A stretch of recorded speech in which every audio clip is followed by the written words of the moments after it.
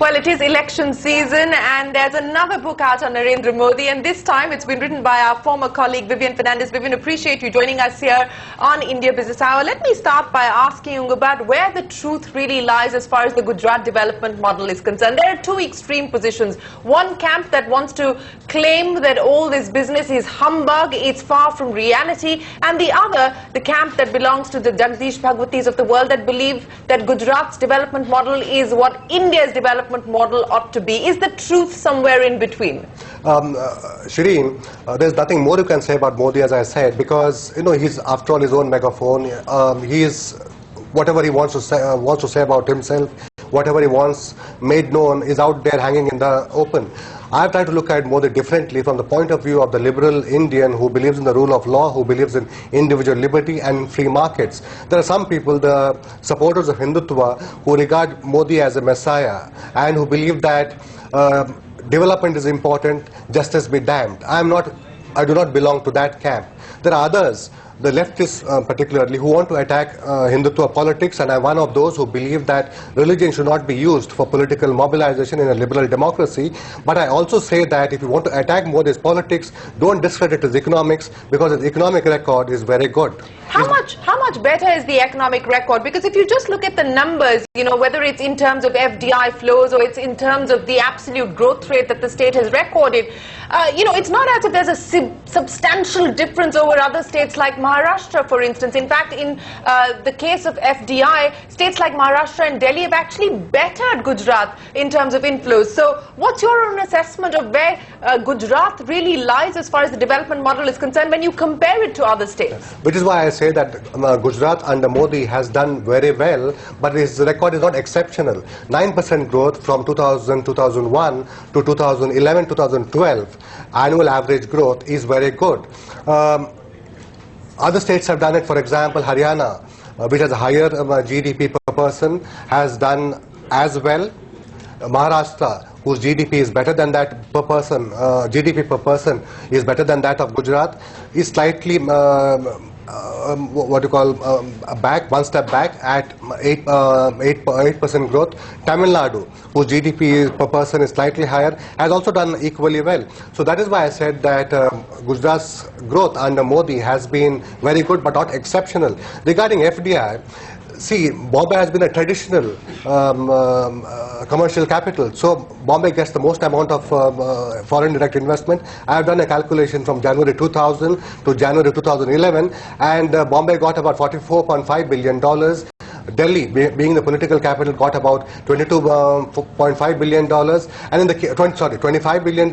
And if you look at the others, Ahmedabad, Hyderabad, Chennai or Bangalore, they are in one band, about $6 to $7 billion. But we should look at not where Ahmedabad is now, but where Ahmedabad has come from. And there are a whole lot of reasons why FDI should not go into Ahmedabad. First of all, it's not the IT or financial capital, and much of the FDI comes into those two sectors. And secondly, you do not have the frills of life that you find in Bangalore or Mumbai, because Ahmedabad is a dry state. Yeah, but he has been able to establish Gujarat then as a manufacturing destination. So you have the likes of Ford, the likes of Tata Motors setting up shop there. That is right, and this has also happened even before. In fact, in Gujarat, regardless of party affiliations, regardless of government, industrial promotion has been very high on the list of priorities of all governments. Before Modi, what used to happen is that the secretaries used to lead the investment charge. In fact, from 1978 onwards, there was something called Indexed B, Industrial Extension Bureau, and it was written in a particular way. For example, the I was small in lowercase and the B was in lowercase, because they said that egos will not stand in the place, and bureaucracy, B, which is the end, will not stand in the way of investments. And these, the people who are in charge of industry, they were a cadre within a cadre. They had expense accounts, they also had plush offices, and they used to go and meet industrialists to solicit investment. What has happened with Modi is that he has been leading visibly and loudly from the front, and this is also to change his own image. So what I'm saying is that the talk of development has helped Modi flatter his image more than perhaps it has levitated Gujarat's economy. Okay, and that perhaps is a deliberate, conscious decision, Vivian, because there is so much that, post the 2002 riots that could have gone against Modi, and hence he's hung on to this card of development, he's hung on to the economic agenda that he's been pushing. It's been a deliberate reinvention, so to speak, of Modi.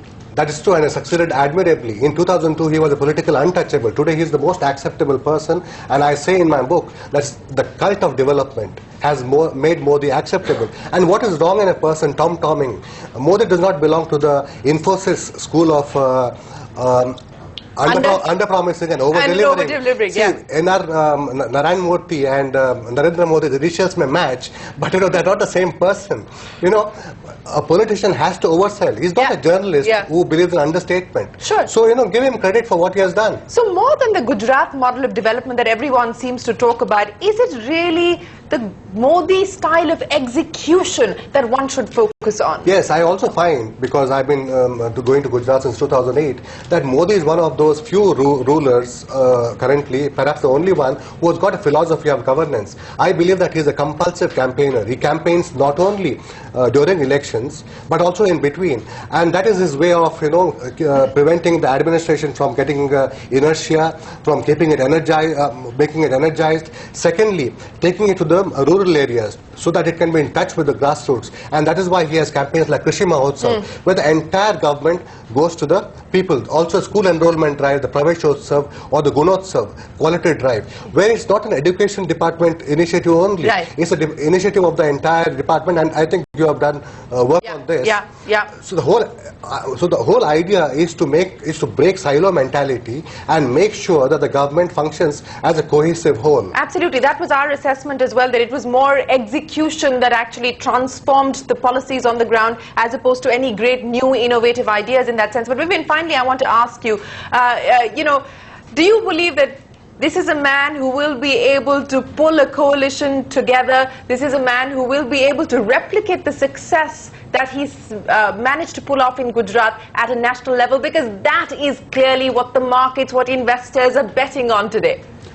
Shireen, I'm not a spokesperson for Narendra Modi, and for this book I've spent my own money, and there's no institutional backing, though Network 18 founder Raghav Bahel has given me a lavish introduction because of my past association with this group. But what I can say about Modi is that he's a fast learner, he learns on the job, and his rise from very humble station in life to this particular position now, I think is a marvel of democracy. There's no reason why, for example, he will not be able to pull a coalition together. He has been saying that CM plus PM, CMs of the state, are Team India. So I think we must believe in what he has said. In Gujarat, his officials tell me that Modi on the dais is quite different from Modi in the administration. He listens to people, contrary to the perception that he is a very self-opinionated person. He doesn't listen to people. But of course, if you exceed your brief, if you try to outshine the chief minister, of course, the retribution is quite swift. All right, Vivian, that pretty much says it all. But thanks very much for joining us here on India Business Hour, and we wish you the very best of luck with your book. Thank you, Shireen.